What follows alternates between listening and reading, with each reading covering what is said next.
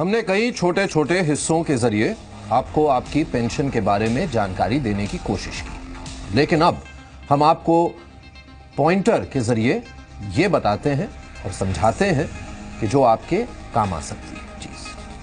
फिर चाहे आप प्राइवेट नौकरी में हैं या सरकारी नौकरी में, ये जानकारी आपको दे रही हैं हमारी सहयोगी स्वाति राय। शुक्रिया विवेक। अगर आप नौकरी पेशा हैं तो आपका पीएफ जरूर कटता होगा, ये तो आपको पता ही होगा। लेकिन क्या आपको मालूम है कि जो आपका पीएफ है वो आपका पेंशन का भी एक बेहतरीन जरिया है?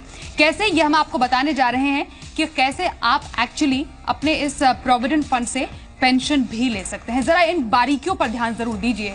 पीएफ कटता है तो किन बातों का ध्यान रखना चाहिए? सबसे पहले जब फॉर्म भरते हैं पीएफ अकाउंट में अपना नॉमिनी जरूर भरें। आपकी वाइफ, हस्बैंड, डिपेंडेंट पेरेंट्स, ये नॉमिनी आप उनको उस तौर पर भर सकते हैं। दूसरी बड़ी बात, वेबसाइट पर जाकर पीएफ की डिटेल्स जरूर चेक कीजिए। हर एक बारीकी को ध्यान से पढ़िए। अगर खुद समझ में नहीं आता तो किसी जानकार की सलाह लें।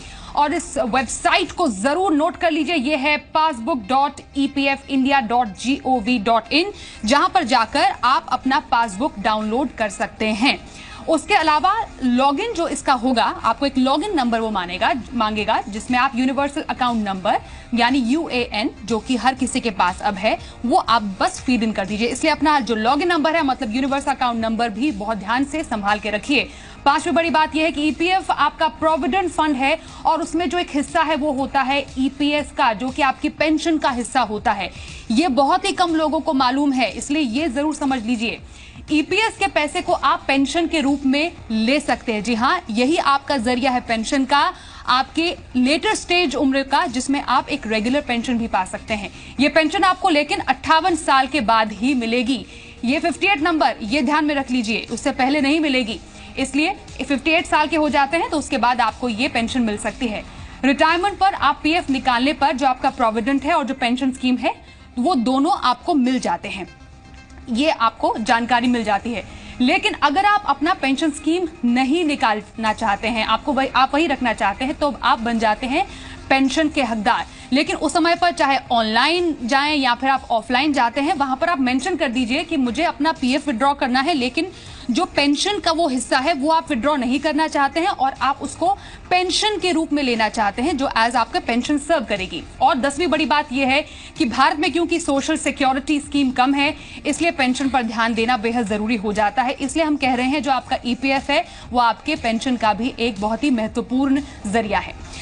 यह भी आपके लिए जानना बेहद जरूरी हो जाता है कि अगर आप बार बार नौकरी बदलते हैं तो क्या होगा। कई ऐसे लोग हैं जो 2-2, 3-3 या फिर 5 साल में अपनी नौकरी बदलना पसंद करते हैं। आजकल ट्रेंड भी ऐसा चल चुका है। तो सबसे बड़ी ध्यान में बात रखने की जरूरत है कि ईपीएस के लिए कम से कम आपको 10 साल की नौकरी जरूरी है। 10 साल से कम की नौकरी है तो यहां पर ये जो गणित है वो गड़बड़ा जाता है। इसलिए ईपीएस लेने के लिए कम से कम 10 साल की नौकरी जरूर किसी एक संस्था के साथ बने जरूर रहिएगा। दूसरी बड़ी बात है कि पूरी नौकरी में अगर आप पीएफ निकालते हैं तो आपको ईपीएस नहीं मिलता। मतलब पहले विड्रॉ कर लेते हैं अपना पीएफ तो ईपीएस नहीं मिलता। तभी कई जानकार आपको ये भी कहते हैं कि नौकरी बदलिए लेकिन पीएफ विड्रॉ मत कीजिए, बस आप उसको दूसरी कंपनी में चेंज कर दीजिए। एक और बड़ी बात यह है कि ईपीएस 58 साल की उम्र के बाद ही आप निकाल सकते हैं। जैसा कि हम आपको बार बार कह रहे हैं कि 58 साल की उम्र के पहले आप ईपीएस मतलब जो पेंशन स्कीम का जो वो हिस्सा है, परसेंटेज है, वो आप विड्रॉ नहीं कर सकते हैं।